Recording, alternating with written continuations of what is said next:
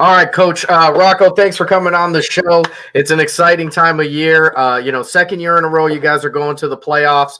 It's been a great year. You guys have two really phenomenal seniors that have really been have stepped up, and Wyatt Payne and Max Gleason, both of those guys, 1,200-yard rushers. Just give me a little bit of what was going into this year, as you guys had a lot of seniors who were going to have to kind of take that leadership role and get Conneaut ready for their first year in an Ohio conference. Yeah, I mean, last year, they were really the leader, like the bulk of the team last year. I mean, we had a lot of good seniors, but that junior class was the workhorses on the team. And you get a kid like Wyatt Payne, who, I mean, he has been working so hard since his sophomore year to be the guy. And last year he was behind Zach Rice, and and he still had a great defensive year, but he just he was itching to get the ball and be the main guy in that. And this year he did, and obviously. He did an amazing job for us. Max Gleason was second year at quarterback. So last year was like dicey earlier in the year. And then, now this year, everything ran really smooth, with those two, kind of a two-headed monster there. And then Scotty Edwards, along with a bunch of other linemen, really led the way for those guys. If I look at work ethic, Wyatt Payne and Scotty, since, like I said, their sophomore year, have never quit working hard. And then everybody just kind of gathered around that work ethic and bought into what those guys were doing. So. Yeah, I always have to I always smile a little bit when I see the stats come in every week. And this is for like the last 2 years, because I can remember, the first year I really started covering and doing this thing. You guys had passed for like 1,500 yards and saying, "Hey, Coach, are you changing the way you guys are approaching it?" And you said, "No, I can't wait to get back to the run." And you certainly did that this year. Defensively, though, it's real fun to talk about offense, but defensively, you guys have stepped up too. And you guys have one of the best tacklers to ever set their foot on a field, in Ty Koval. Talk a little bit about the defense. Yeah, our defense they've been outstanding, like last year and this year. And again, it was kind of nice having Ty and his partner there next to him, Bryce Spurlin.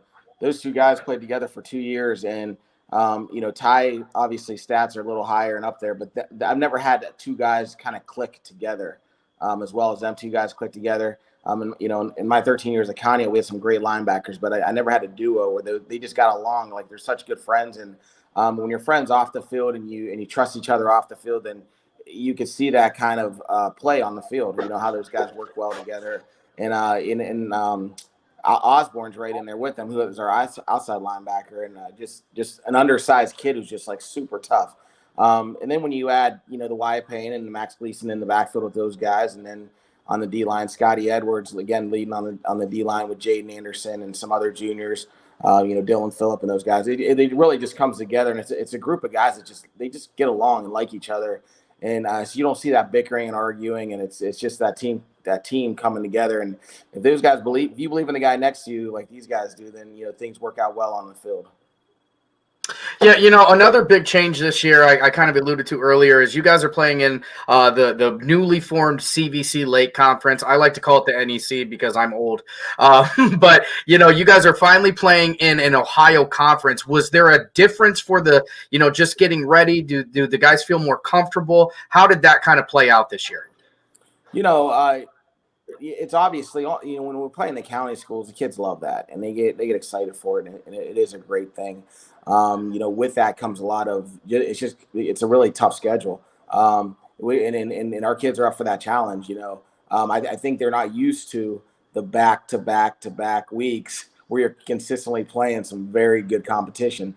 And, I feel like every year you get, you play your tough games, and then in between you might have a game or two that you can relax a little. And that just didn't happen this year. And it's week after week after week. And that's good to have, because these guys going to understand you're going to be in a conference like that. You got to get used to that. And so, we put more of a focus this year on our conditioning, running, and just kind of building strength throughout the year, never letting up on getting faster and stronger. Our speed training and weight training went through the season. And this year, I think it did show, as far from our point of view. Others might not have seen that, but I think, in the years to come, that getting stronger throughout the season is going to really help, and it needs to help playing a tougher schedule that we're now playing. So, but they definitely, you're playing Edgewood and Lakeside, and Jefferson and those guys. I mean, the kids just get excited about it, because they know these guys on Snapchat and all that stuff.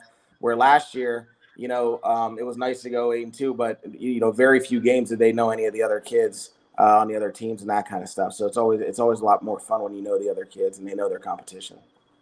Yeah, I always joke that the games where you have to share a Walmart with the other team matter the most. And you guys had a whole lot of that this year. But, you guys are getting ready. It's been a great year for you guys. Obviously, there's a couple games out there that you'd love to get back. But here we are. We're back in the playoffs. It's year 2, and it's a rematch again for Conneaut, as you guys are going to be going against Garfield, this time on their turf. What are some of the things you guys want to make sure you get done to go against a very good Garfield team?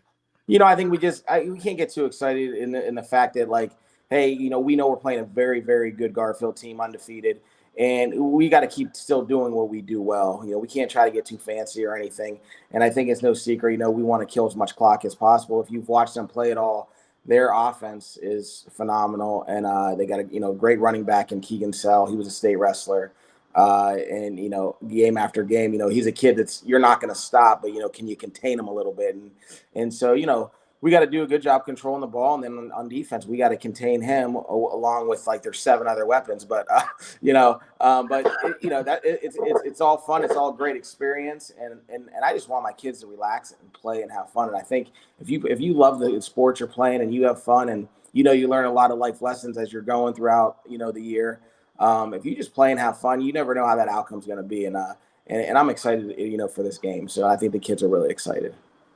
Well, one thing is, even though you guys are playing away, I don't know that Conneaut has played an away game in the history of them, because you guys have one of the best supporting fan groups I've ever seen. You guys are out there and you load the stands. I'm really, really excited to see how this one is going to go. You guys have been phenomenal. I would expect nothing less because, Coach, you're a phenomenal coach. So thanks so much for coming on the show, and good luck. Thank you so much, Sam.